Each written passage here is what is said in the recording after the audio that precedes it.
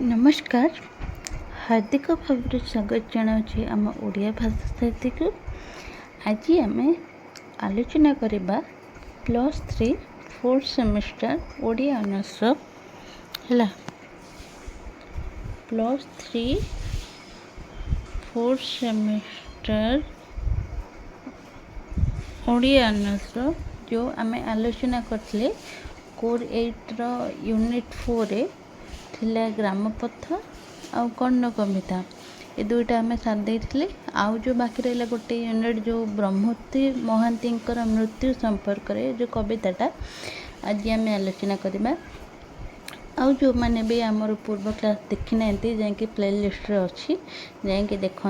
Are सबू class आम सारी सारापर सिलेक्शन 1 मार्क क्वेश्चन कौन रही देखा। तो प्रायतः मु 1 मार्क क्वेश्चन मुझे किसी आलोचना कर देती है। आ जो मैंने भी आम टेलीग्राम चैनल रे जॉइन करना जाकि डिस्क्रिप्शन बॉक्स लिंक अच्छी जाकि जॉइन करंतु है। तो आज आम आलोचना करवा जो यूनिट 4 चैप्टर 3 रे रही ब्रह्मोत्ती महांती मृत्यु संपर्क कविता है। तो मृत्यु संपर्क कविता कौन आम आज आलोचना करवा तार सिलेक्शन क्वेश्चन। तो मु आपण मानक कही रखी जे Utkal university 4th semester exam पूर्वर तुम मानकर सिलेबस सारीदेवी चेष्टा करुँची। आउ कोर 8 प्रायतः आउ 3-4 क्लास नहीं पारे। तो 3-4 लॉन्ग क्वेश्चन क्लास सर सारापर 3टा क्लास सर सारापर तार 1 मार्क क्वेश्चन कौन रही देखीदे है। तो सबू सर सारापर आम 1 मार्क क्वेश्चन देखीदे। तापर आमर कोर 9 किसी क्लास बाकी रही आ कोर 10 जो रहा कोर 10 से 3-4 क्लास नहीं पारे है। तो जहाँ जहाँ भी क्लास करुँची से सब देखु जो जो गुड़ाक क्लास इम्पोर्टेंट कहूँ से सब नोट कर रखु है। जहाँफल कि परीक्षा रे असुविधा हेनी है। तुम मानकर जो मैंने भी नोट कर रखुवे से मैंने ही भल स्कोर करें। तो चलतु आरंभ करवा। तो ये प्रश्न देला ये कवि ब्रह्मोत्ती महांती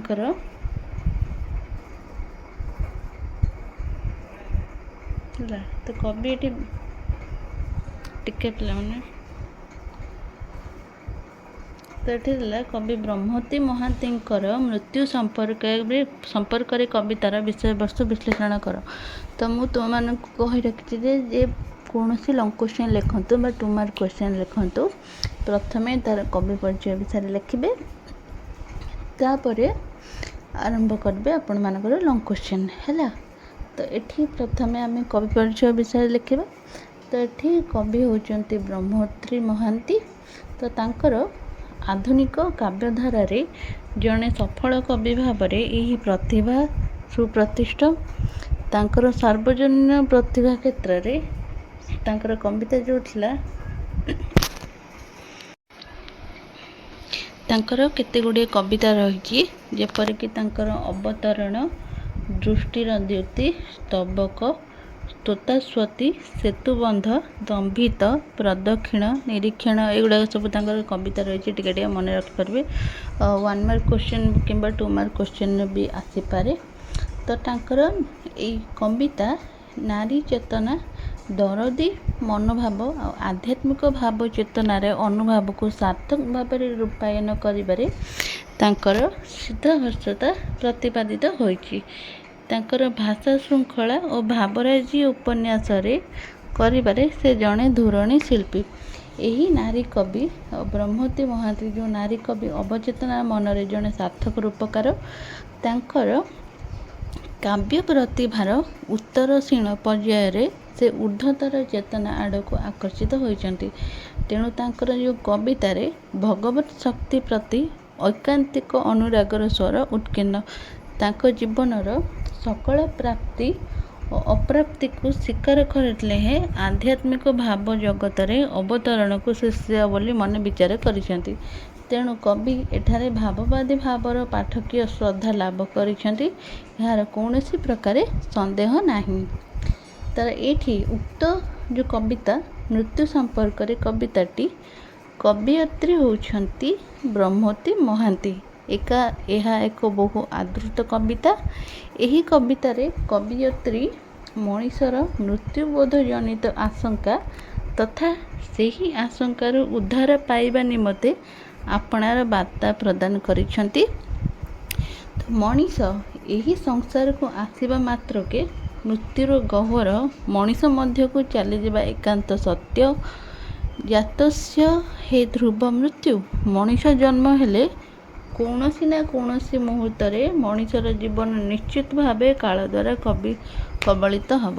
ତ ଏଠି ମୁଁ ପ୍ରଥମେ ପଢ଼ି ଦେଉଛି ହେଲା, ତାପରେ ମୁଁ ବୁଝେଇବି। ମାତ୍ର ମଣିଷ ହେଉଛି ଏଠି ଅମୃତର ସନ୍ତାନ।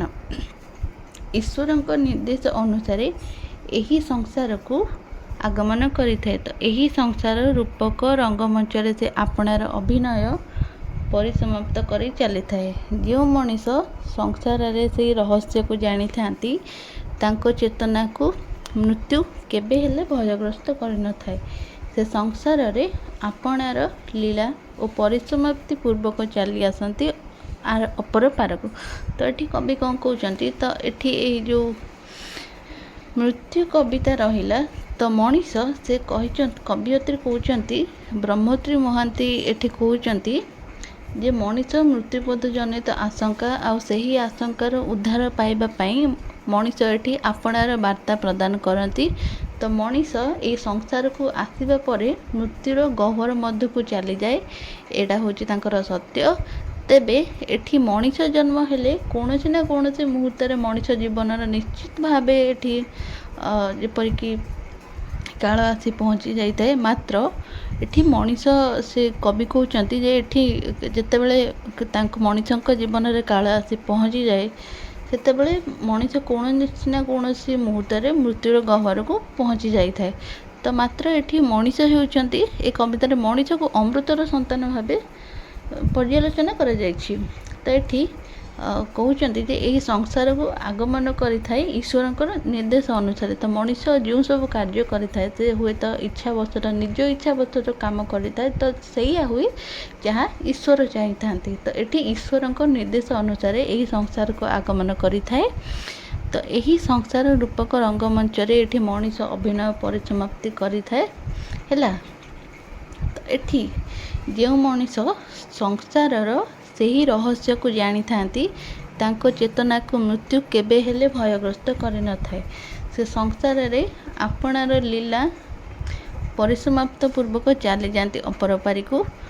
ମଣିଷ ଜୀବନର ଏହି ଚିରନ୍ତନ ସତ୍ୟକୁ କବିୟତ୍ରୀ ପ୍ରକାଶ କରିଛନ୍ତି।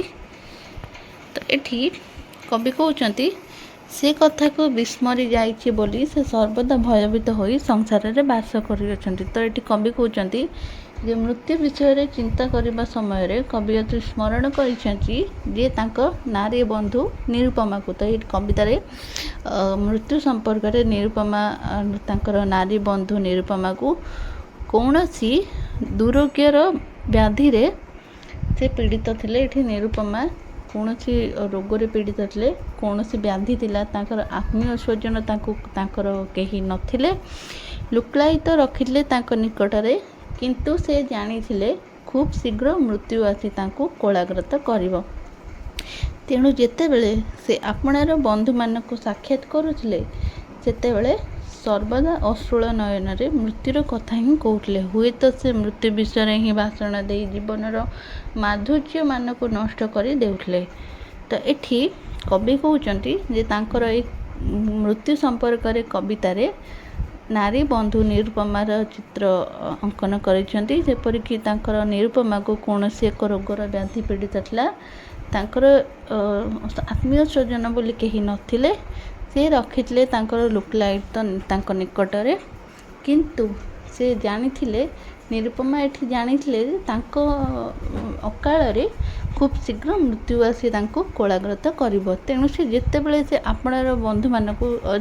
ବନ୍ଧୁମାନଙ୍କୁ ସାକ୍ଷାତ କରୁଥିଲେ ସେ କେବଳ ସର୍ବଦା ତାଙ୍କ ନୟନରୁ ମୁଦ୍ରିତ ଅଶ୍ରୁଳ ବାହାରି ଆସି ସେ କେବଳ ତାଙ୍କ ବନ୍ଧୁ ପରିଜନମାନଙ୍କୁ ମୃତ୍ୟୁର କଥା ହିଁ କହୁଥିଲେ। ତ ଏଠି ପରବର୍ତ୍ତୀ ସମୟରେ ତାଙ୍କୁ ମଧ୍ୟ ମୃତ୍ୟୁ ଗ୍ରାସ କରିଥିଲା। କେମିତି ସେ ମୃତ୍ୟୁବରଣ କଲେ ସେ ଜାଣିପାରିଲେ ନାହିଁ। ମୃତ୍ୟୁ ବିଷୟରେ ସର୍ବଦା ଚିନ୍ତା କରୁଥିବା ନିରୁପମା କେତେବେଳେ ଚାଲିଗଲେ ସେ ନିଜେ ମଧ୍ୟ ଜାଣିପାରିଲେ ନାହିଁ। ତ ଏଠି ନିରୁପମାଙ୍କର ଏଇସବୁ ଘଟଣା ଘଟୁ ଘଟୁ ତାଙ୍କର କେଉଁ ସମୟରେ ତାଙ୍କର ମୃତ୍ୟୁବରଣ ହୋଇଥିଲା ସେ ଚିନ୍ତା କରିପାରି ନଥିଲେ। ତ ଏଇସବୁ ହେଲା କବିଙ୍କର ପରବର୍ତ୍ତୀ ଆସିଲା। କବିଙ୍କର ଚିନ୍ତାଧାରା ଅନୁସାରେ ନିରୁପମା ହେଉଛନ୍ତି ଏଠାରେ ସମଗ୍ର ମଣିଷ ସମାଜର ପ୍ରତିନିଧି। ସଂସାରରେ ଟିକେ ପିଲାମାନେ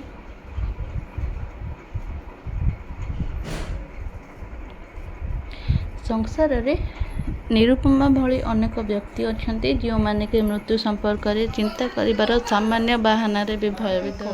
କବିଙ୍କର ଚିନ୍ତାଧାରା ଅନୁସାରେ ହେଲା ତ କବିଙ୍କର ଚିନ୍ତାଧାରା ଅନୁସାରେ ନିରୁପମା ହେଉଛି ଏଠାରେ ସମଗ୍ର ମଣିଷ ସମାଜର ପ୍ରତିନିଧି। ସଂସାରରେ ନିରୁପମା ଭଳି ଅନେକ ବ୍ୟକ୍ତି ଅଛନ୍ତି ଯେଉଁମାନେ କି ମୃତ୍ୟୁ ସମ୍ପର୍କରେ ଚିନ୍ତା କରିବାର ସାମାନ୍ୟ ବାହାନରେ କି ଭୟଭୀତ ହୋଇଯାଆନ୍ତି। ତାଙ୍କ ଜୀବନରେ ସେମିତି କିଛି ଘଟଣା ଘଟିଲେ ନିରୁପମା ଭଳି ବିଚଳିତ ହୋଇଯାଆନ୍ତି। ମୃତ୍ୟୁ ତ ଦିନେ ନା ଦିନେ ମଣିଷ ଜୀବନକୁ ଆସିବ, କିନ୍ତୁ ମଣିଷ ମୃତ୍ୟୁ ସମ୍ପର୍କରେ ସାମାନ୍ୟ ସୂଚନା ପାଇବା ମାତ୍ରକେ ଯେଉଁ ଭୟଗ୍ରସ୍ତ ହୋଇଥାଏ, ତାହା ବିଚଳିତ ହୋଇଥାଏ, ତାହା ଅତ୍ୟନ୍ତ ବିଚିତ୍ର।